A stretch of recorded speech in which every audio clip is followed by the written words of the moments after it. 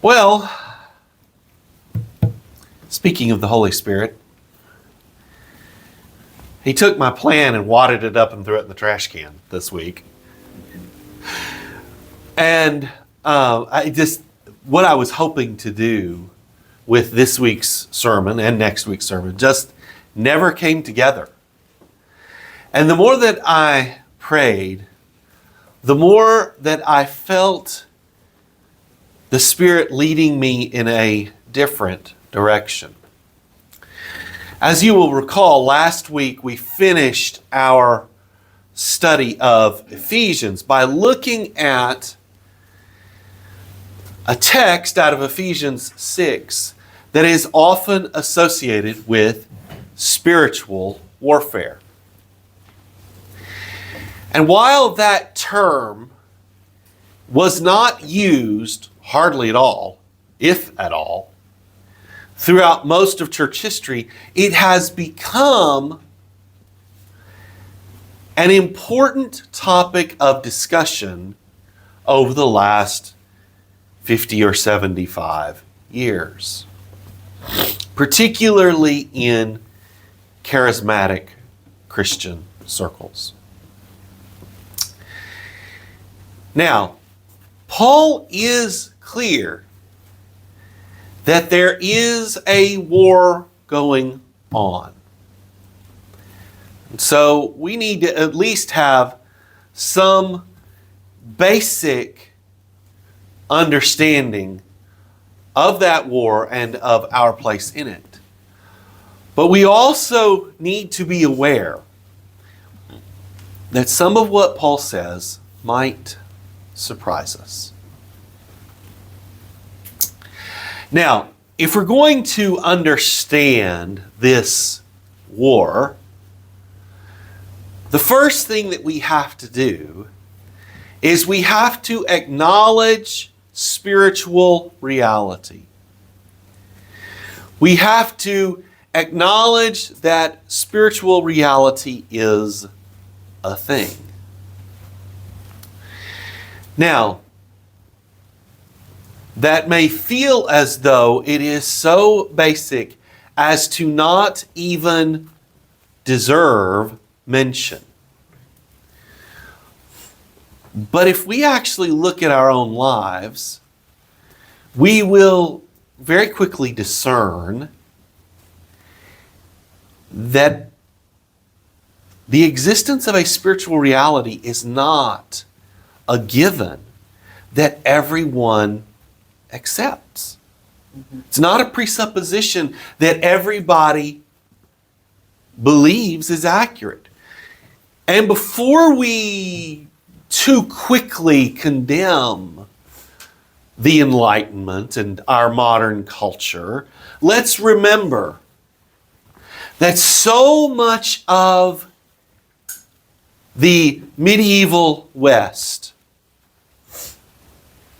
to say nothing of even significant parts of the world today, was consumed with superstition, was consumed with the idea that everything that happened to someone had some kind of spiritual cause.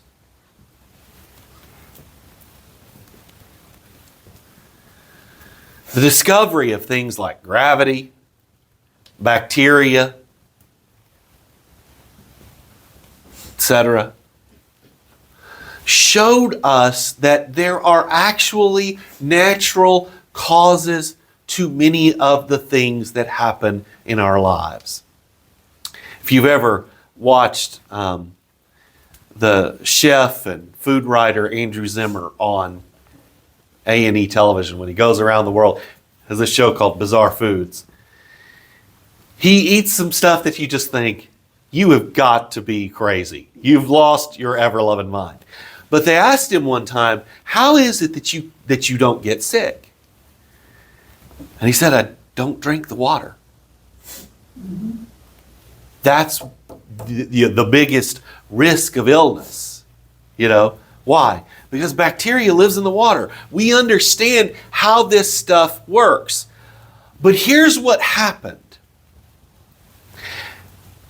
There's an intellectual movement scholars call the Enlightenment. It really has its roots all the way back in the Protestant Reformation, but it really takes off in 18th century Europe. The Enlightenment went too far the other direction, presuming that everything that happens in our world has some kind of material explanation. And in fact, arguing, at least according to some thinkers, that if it is not material, if you cannot put your hands on it, it's not real. That's, of course, an extreme and reductionist explanation. But the thing is, that's how stuff comes out in the wash when it filters its way down into popular life. So even in churches, you've got everything in a church of any given size. When you start to, ascertain people's beliefs, you've got everything from people who think that demons and angels and that kind of just doesn't even exist, that's all pre-modern superstition, all the way to people who think there's a demon behind every tree and under every rock.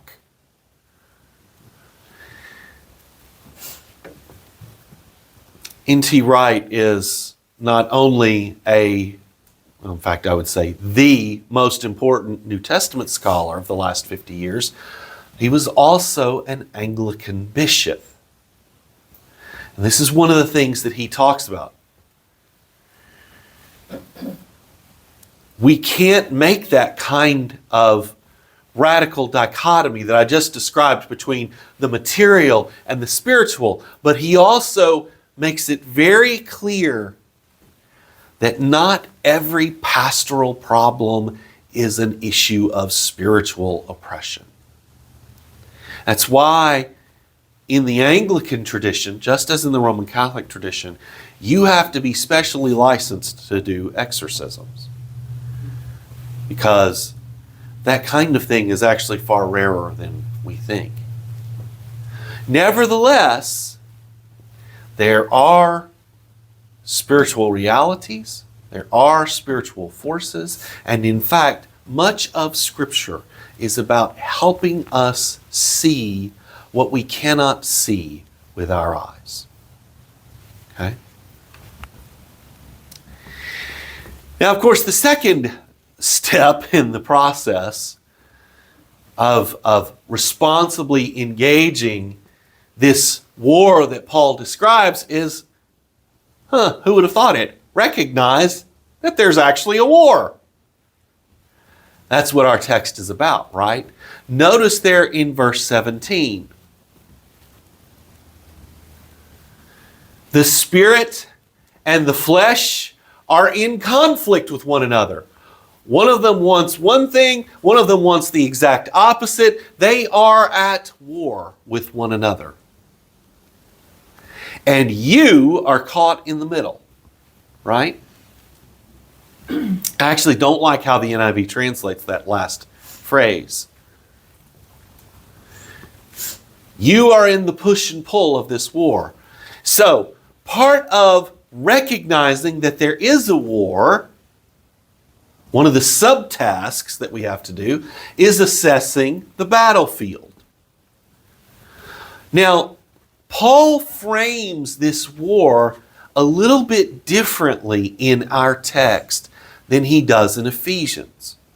But it's an important balance that we have to strike. Ephesians presents the war in more, you might say, universal terms, right? It sort of, or cosmic, that's the right word.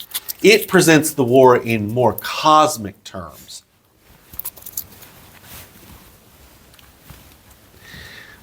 But in Galatians, the battlefield is not out there. It's in here. It's in here. The war is for you and for me. Indeed, you could really say that the way this works is the battle, the war that Paul is describing, this spiritual, yes, it is spiritual, war between the flesh and the spirit, we'll talk about them in a moment, starts in the hearts and the minds and the eyes and the hands of people and works its way out from there. Okay? Now, as we learned last week, the opposite is also true. The war rages in this spiritual realm and then has impacts on us. That's why we have to prepare in the way that Paul taught us last week, putting on the armor, right? We're going to come back to that next week because there's another place, Nelda pointed it out to us last week, there's another place where that kind of preparation is described, okay? But here, Paul is framing the war a little differently. It starts in here and it works its way outward and can have terrible, terrible consequences. Now,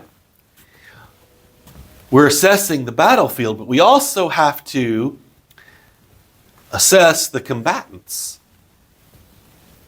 We have to identify them, yes. We also have to assess them. Now, who are the combatants? Well, they are the spirit and the flesh. Now, the spirit is easy enough. That is the Spirit of God. But I want you to put a pin in that, okay? Because we're going to come back to it in just a second. Remember, we're identifying and assessing our combatants, okay? So who's the flesh? The flesh doesn't sound like a personal denominator, does it? It doesn't sound like a personal identifier, I guess is really the word I should use, okay? It doesn't sound like a personal identifier, but it sure acts a whole lot like a person, doesn't it? It has desires, etc. Now, under the influence of Platonic philosophy, what a lot of people have done is they've said, oh, well, flesh, that must have to do with matter as opposed to spirit, so Paul must be talking about my body. Not quite. Walter Bow Russell did his dissertation on this issue. What he points out is that both spirit and flesh are really identifiers for two competing realms. There's the realm ruled by God's Spirit, and it is spiritual in nature. So when Paul uses that term spirit, he's referring to the Spirit of God, but he's also referring to this spiritual realm. But then there is a realm that is best identified as the flesh. It refers to how this present evil age works. It's closely identified with sin and with death. And what Paul is saying is, now we'll come to this in a moment, what Paul is saying is these two realms are in conflict with one another, and they're in conflict with one another over you. And you have to decide which one you're going to give yourself to. That's the part we're going to come back to in just a second. There's another way to assess these competing parties. I want you to look there at verses 19 through 23. Okay? Now, you've probably read this vice list and this virtue list your whole life. Works of the flesh versus fruit of the Spirit, right? Bad behavior versus good character, right? You've probably heard that all your life. And that is one of the right ways to read those verses. You've got a list of things that Paul does not want you doing, and you have a list of character traits that Paul wants you to cultivate. We'll come back to that. Okay. Now,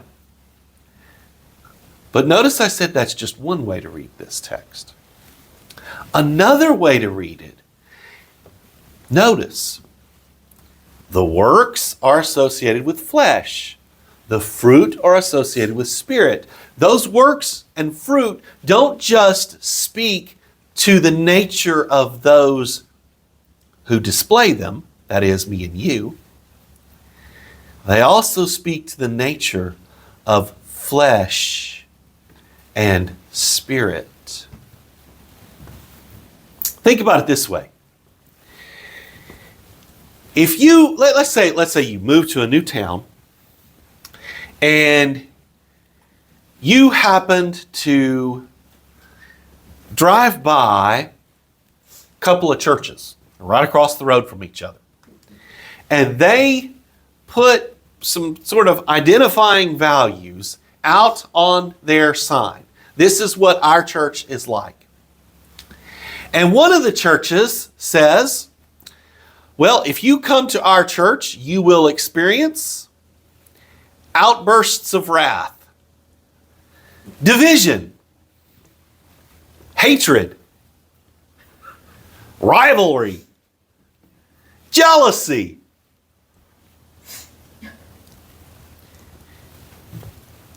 We have a fist fight every Wednesday night. We'd love for you to come. The other church says, we major on gentleness and kindness. Our character is shaped by goodness and faithfulness. We try to display self-control, even when people try our patience. Which one of those churches are you more likely to attend?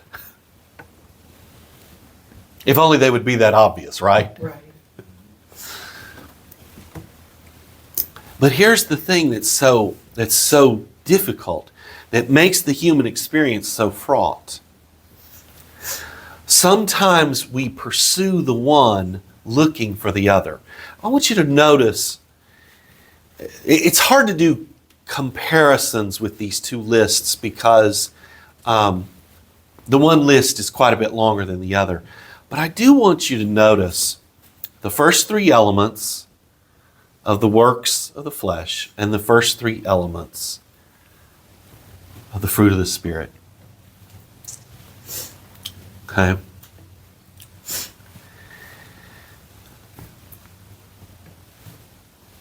People often pursue sexual immorality, uncleanness.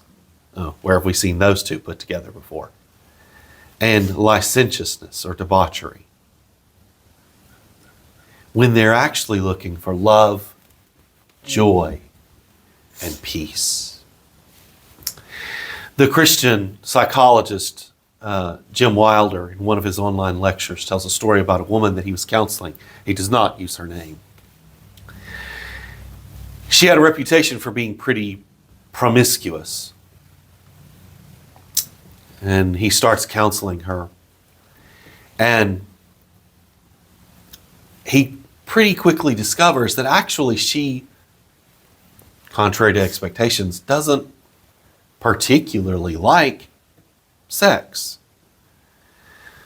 But, in the aftermath of sex is the only time that she can rest in the presence of another human being. Now, what is rest in the presence of another? The Christian word for it is peace, right? And humans will do whatever they have to do to find some modicum of love, joy, and peace. And frankly, folks, the sexual revolution happened in part, and I would say in large part, because the young people of that age were not finding love, joy, and peace in all the normal places. That's just a reality, and we as the church need to own that.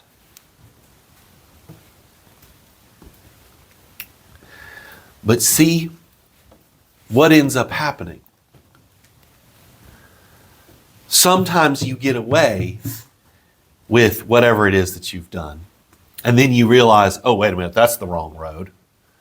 What's the old country song? Looking for love in all the wrong places? Sometimes you don't. Yeah, I think all of you know that I have this thing for true crime. And one of the things that you repeatedly find is that particularly female victims of true crime are often, we're talking about violent crime, are often, not always by any stretch of the imagination, but often led astray by their own desire, misplaced desire for love, joy, and peace. That is not to blame them for what happened to them. It's simply to say that we end up exposed, don't we? We end up exposed to threats that we otherwise would not have been exposed to. Now, the thing is, you can be completely perfect and just ask Jesus. You can be completely perfect and then still find yourself on the wrong side of criminal violence. But we expose ourselves to risk when we mistake one side for the other. And that's part of what Paul is doing here. He's enumerating these vices and virtues to help us distinguish between these two sides. And then he's saying, you got to make a choice. That's our third point. You have to choose a side. It's that simple. Now you might ask yourself, okay, how do I do that? Well, that's our fourth point. You choose a side by playing your part in the war. You choose a side by playing your part in the war. Now let's look at our text carefully here, and let's differentiate what's our part in the war and what is not our part in the war. It is not our part to bear the fruit of the Spirit. The Spirit does that bearing in us. Think about what Jesus says to his disciples in John 15. He says, I'm the vine, you're the branches. As long as you remain in me, you will bear much fruit, right? That's because it's not the branch's job to bear the fruit. It's actually the vine's job, and the vine just does it through the branches. Okay? Same thing here with this fruit of the Spirit. The Spirit is the one that bears this fruit in your life. Now, the Spirit will give you some work to do in order to cultivate that fruit, but the Spirit is the one that bears the fruit. Okay? So, I think for all of us, that should be a big, whew, okay, that's one thing off my plate. I'm not responsible for doing that. Okay? The Spirit does that in us. But Paul does give you a job to do. And it's a doozy. It is a doozy. What is that job? Your job is to crucify the flesh. Now, I almost put a picture of a guillotine on here because we understand maybe a little more what a guillotine does, right? But actually, Paul does not use the imagery of putting to death the flesh. Okay? And if he had, that would have been really powerful and it would have been really instructive. We would have really understood what he was talking about and all that. But that's not what he does. Because a cross was more than an instrument of execution. The cross was designed to humiliate. It was designed to plaster you up there for all the world to see, bare, naked, completely without adornment, without anything to make you look better than you are, right? And then to shame you in the process. Paul does not simply want us to repudiate the flesh. He does want us to do that. But actually, he wants us to expose the flesh, to shine a light on the flesh in all of its grotesqueness, in all of its ugliness. And we don't do that by yelling in a pulpit. We don't do that by pounding our fist and, eyes popping out and veins bulging and, and screaming about, fornicators and greedy car salesmen, right? We do that by the quality of our lives. We do that by bearing the fruit of the Spirit, by allowing the Spirit to bear that fruit in us. We do that by choosing the Spirit over the flesh. And sometimes that's an act of faith because we too sometimes look at the flesh and think, that's a better road for me. I'm not sure, Jesus, what you're up to, but it's sure not helpful for me. We do that. We put the cross, the flesh, I should say, on display for the world to see in all of its grotesqueness. When we live a life of genuine faith, when we walk with Jesus, when we choose the Spirit. You see, here's the thing.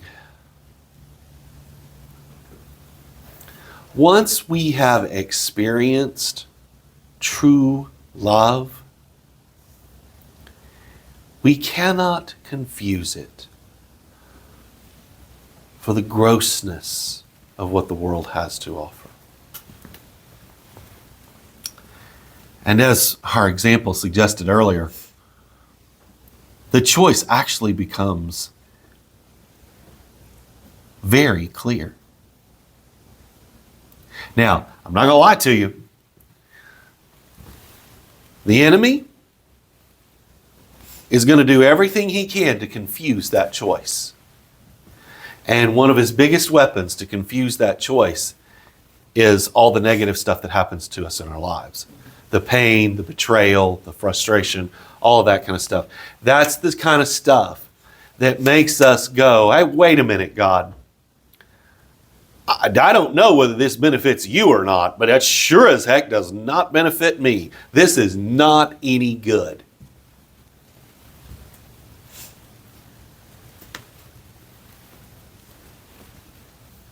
So you will be tested. You will be challenged. You will have to show faith again and again and again in what it is that Christ is doing. And yes, you're going to have to bring some hard questions to God and then give Him time to answer them.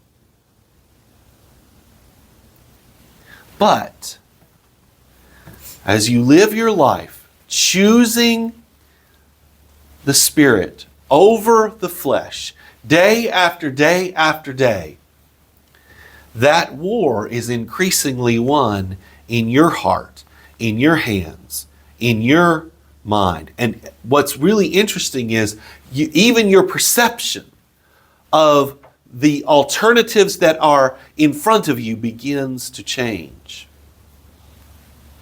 You begin to see the world through different eyes. As we close, I just want to remind you of the basics, okay? There is a spiritual war, and it does matter. And it starts with you and me. Will we trust Jesus? Will we walk with Him? Will we crucify the flesh? Because I got to tell you, from personal experience, a lot of times what we want to do is we want to hold the Spirit with one hand and hold the flesh with the other. Because there are still some things that attract us about the flesh.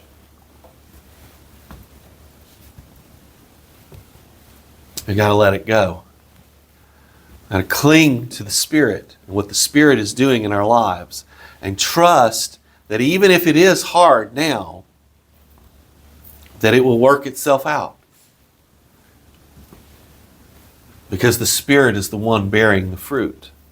And that when we see not only what we have become, what I have become as an individual, but what we have become as a group, then we will see what Christ is really up to. And we will see that it is good. Let us pray.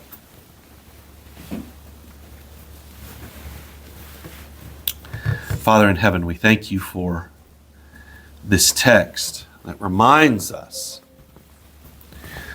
what it is to